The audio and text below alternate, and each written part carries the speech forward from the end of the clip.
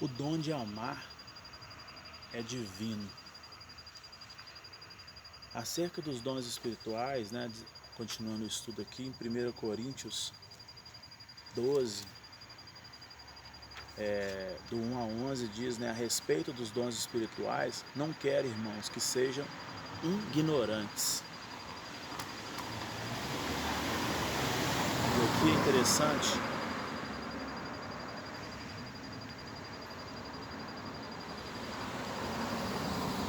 diz o seguinte: sabeis que outrora, quando éreis gentios, deixáveis conduzir, né, vos aos ídolos mudos, segundo éreis guiado. Por isso vos faço compreender que ninguém me fala pelo Espírito. Ninguém que fala, né, pelo Espírito de Deus afirma anátema, Jesus. Por outro lado, ninguém pode dizer Senhor Jesus senão pelo Espírito Santo. Ora, os dons são diversos, mas o Espírito é o mesmo. Só os dons que mudam. Olha que interessante. E ainda diz aqui ainda, olha só. Ora, os dons são diversos, mas o Espírito é o mesmo, e também a diversidade nos serviços, mas o Senhor é o mesmo. A diversidade nas realizações, mas mesmo Deus é quem opera tudo em todos. Então é interessante que, porque a um é dada, né, sabedoria, a outro, segundo o mesmo Espírito, a palavra de conhecimento, que é diferente, né? A sabedoria é aquela coisa que é divina. Só Deus pode dar sabedoria ao homem. O conhecimento não, o conhecimento ele pode ser adquirido. Outro do mesmo Espírito, a fé, e a outro do mesmo Espírito, dom de curar. E a outro, dom de milagres, que é diferente de curar. Curar, o Senhor às vezes utilizava, né, de recursos próprios, da própria natureza. O milagre, por exemplo, já é uma coisa surreal, né? Divina, mais que divina, né? Há outros de profecia, há outros de discernimento, e essa profecia aqui é a palavra, né? Já o discernimento da mesma, a outros é dado, há outra capacidade de interpretá-las, mas é o mesmo Espírito que realiza, distribuindo, né, a cada um individualmente. E ele ainda fala em Coríntios 12 sobre a unidade orgânica, né, da igreja, porque assim como o corpo, né, todos fazem parte do corpo. Aqui do 12 ao 31, não vou ler porque o texto é grande para não ficar grande o vídeo, mas ele vai falando, né, se o ouvido disser, porque não sou olho, né, ou não sou do corpo, ou seja, se um ficar achando, por que eu não sou profeta, por que eu não sou isso, né, ou aquilo. E é interessante que ele fala diligentemente, né, sobre cada membro ter a importância. Eu, por exemplo, por ter tido um trauma, né, na adolescência com a igreja e não tinha o discernimento, então eu tinha algumas coisas contra. E aí me veio o entendimento que ao fazer assim, era como se eu estivesse falando que eu sou melhor do que todos. E não sou. Somos todos iguais. Eu simplesmente sou um servo e ao estar ali com pessoas perfeitas, né? Eu posso ser admoestado como posso admoestar, posso aprender como posso ensinar, mas é um processo e tem que ter muita humildade, muito amor, muita mansidão, muito domínio próprio, senão não é possível, né? Porque conviver com seres humanos é complicado. Às vezes nós levantamos um dia que a gente fala, não estou aguentando nem eu mesmo, né? Então nós, seres humanos, somos complexos, então não é fácil, por isso que a gente tem que pedir, né? E aqui, a Deus para nos dar, né, discernimento. E aqui ele fala, né, pelo contrário, os membros do corpo que parecem ser mais fracos são necessários. Mas os nossos membros nobres não têm necessidade disso, contudo Deus coordenou o corpo concedendo muito mais honra àquilo que menos tinha, para que não haja divisão no corpo, né? Pelo contrário.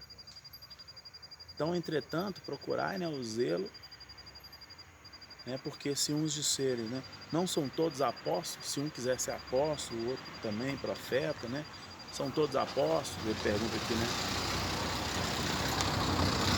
são todos mestres.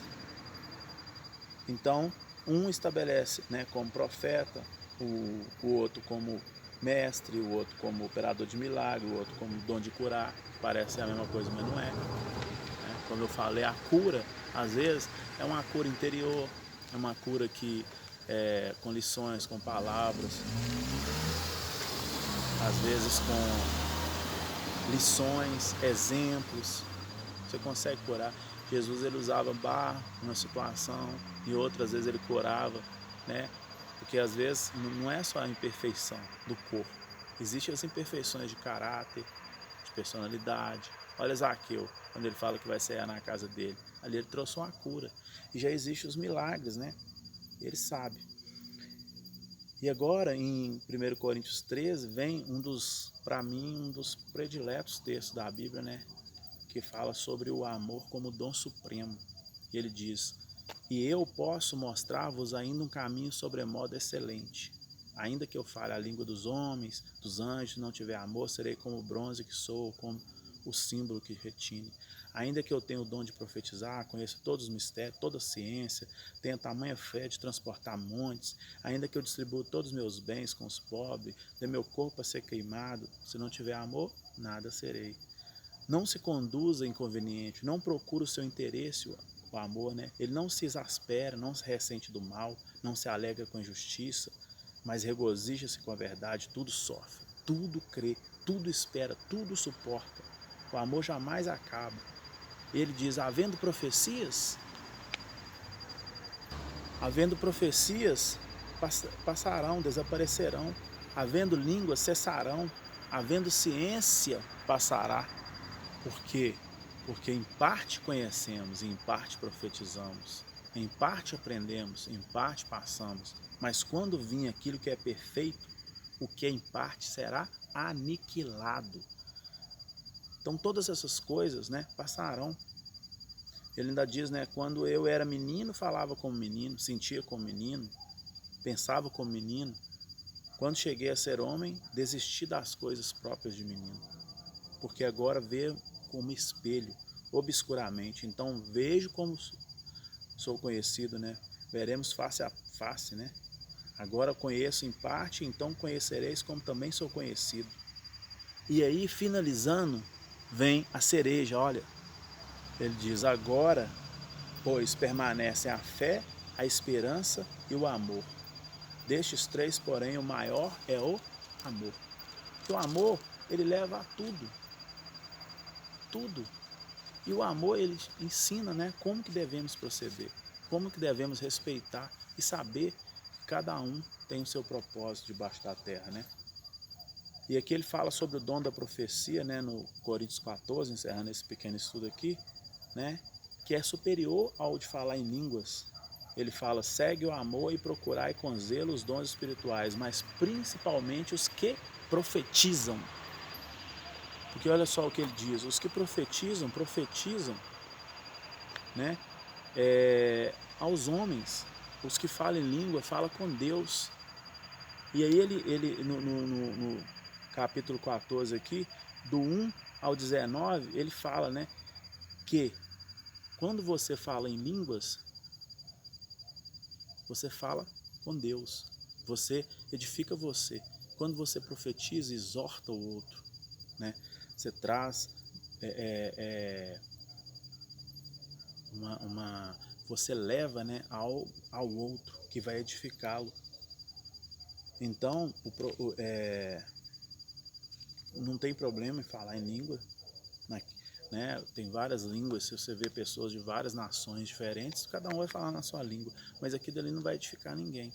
Agora, quando fizer, fala aqui, né, que tem que ter um ou dois ou três, no máximo três, e um que interpreta, porque se não tiver intérprete, de nada.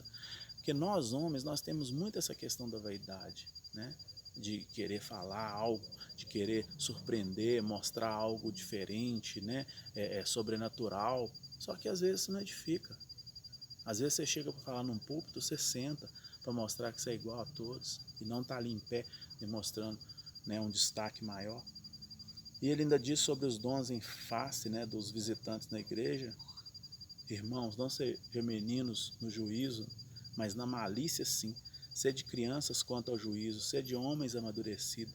Na lei está escrito, né? Falarei a este povo por homem de outras línguas e por lábios de outro povo. E nem assim me ouviram, diz o Senhor, né? De sorte que você falar em língua, né? Uma pessoa incrédula ela não vai ser admoestada. Mas a profecia, sim, a profecia, até para os incrédulos, né? Será edificante.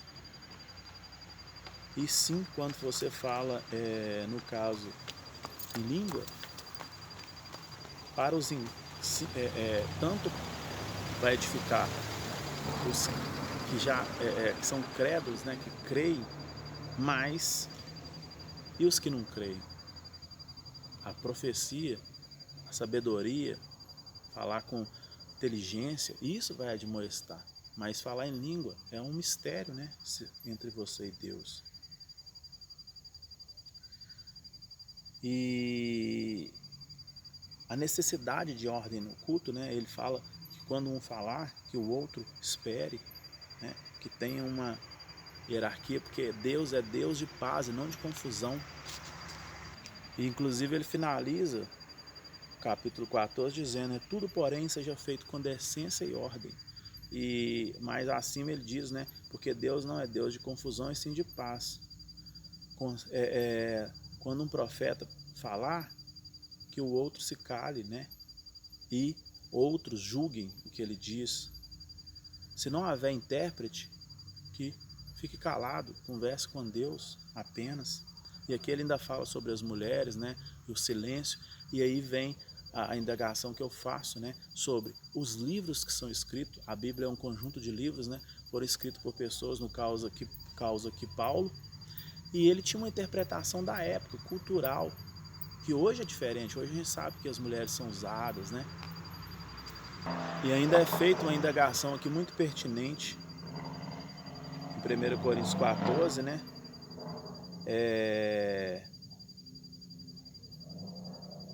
36.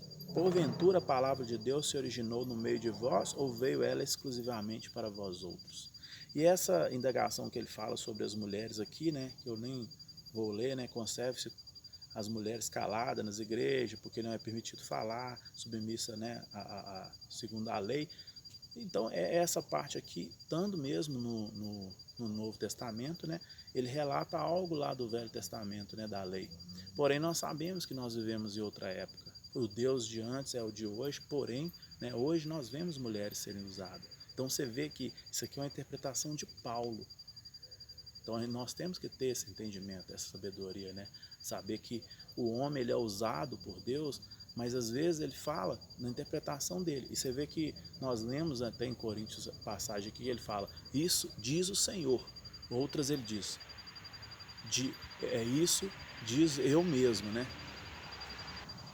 Então nós temos que ter esse discernimento. E o principal, amor. Amor. Porque o que vai fazer o trabalho é a luz da palavra, o Espírito Santo de Deus. Nós apenas amamos e levamos com sabedoria, com discernimento, com equilíbrio, o amor de Cristo. Isso que importa, porque os tempos são outros.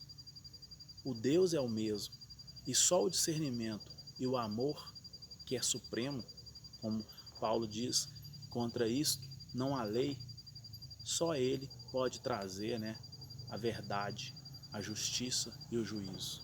Amém?